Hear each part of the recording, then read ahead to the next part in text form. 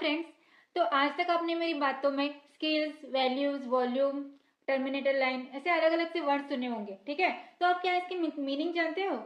तो वैल्यूज और वॉल्यूम का मतलब ये तो नहीं समझ रहे ना कि आप कहीं हमें अपना पैसा डाल के आर्ट वर्क बनानी है या वॉल्यूम की तरह गाते हुए उसे आर्ट वर्क बनाए तो वो अच्छा बनेगा, ऐसा तो नहीं समझ रहे ना। ऐसा कुछ भी नहीं है। आर्ट में वैल्यूज और वॉल्यूम ये बहुत मेन रोल प्ले करते हैं, ठीक है।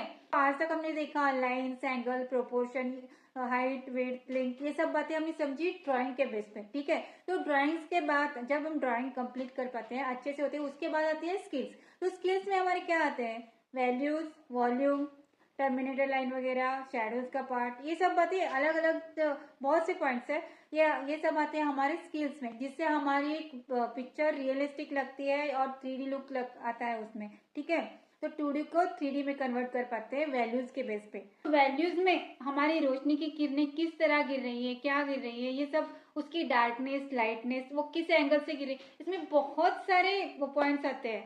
वैल्यूज बनते हैं रोशनी की किरणों से, ठीक है। वैल्यूज की एक स्केल होती है पूरा, जितनी रोशनी की किरणें जैसे पड़ रही है, हमारे सब्जेक्ट, रोशनी की किरणें, इन सभी को इन्वॉल्व होके कुछ क्रिएट हो रहा होता है। तो उसके डार्कनेस कितनी है, लाइटनेस कितनी है, ये सब बातें समझना बहुत जरूरी होता है। इन्हें समझने के लिए हमें सबसे पहले दो मेन आर्टिस्ट से मिलना होगा, नेचर्स बेस्ट आर्टिस्ट।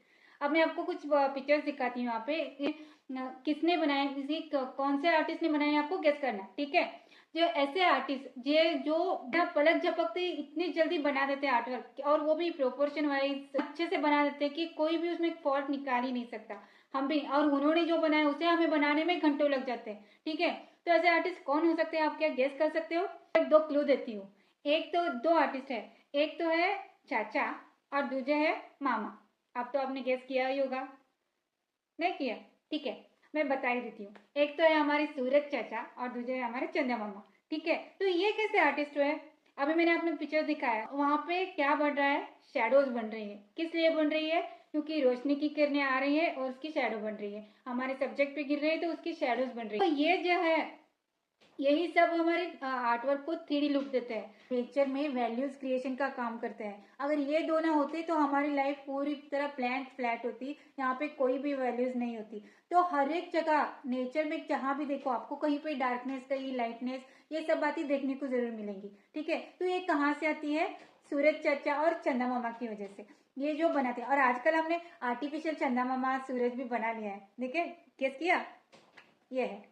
तो इसके थ्रू हम लाइटनेस क्रिएट कर पाते हैं। और लाइटनेस की शेडो कहाँ पे पड़ रही है? यहाँ पे बैठी हूँ तो मेरी शेडो यहाँ पे बैठ रही है, तो यहाँ पे लाइट आ रहा है, ठीक है। तो इन बातों को समझना बहुत जरूरी है, और यहीं से क्रिएट होती है वैल्यूज। तो अगर हमारे सब्जेक्ट कोई ट्रांसलेंट हो या ट्रांसपेरेंट है, ये उस पर भी मैटर करता है। कहीं कहीं ट्रांसलेंट है तो ट्रांसपेरेंट है, तो हमारी शेडोज उतनी लाइट सी बनती है। बहुत सारे पॉइंट्स है ऐसे वैल्यूज के बेस पे। वॉल्यूम होती है जो थिकनेस, हमारे लाइंस की थिकनेस को ज्यादा कम, इस पे बेस्ड है, ये समझना जरूरी है। तो इन सभी पॉइंट्स में हम अलग से बात करेंगे। अगर आप एक आर्टिस्ट हो तो आप अच्छे से समझ पा रहे होंगे, पर आप नॉन आर्टिस्ट है तो आपको इन सब बातों को समझना चाहिए। इसके बारे में डिटेलली जानेंगे हम अगले वीडियो में, ठीक है। तो stay connected, meet you again in next video. Bye guys.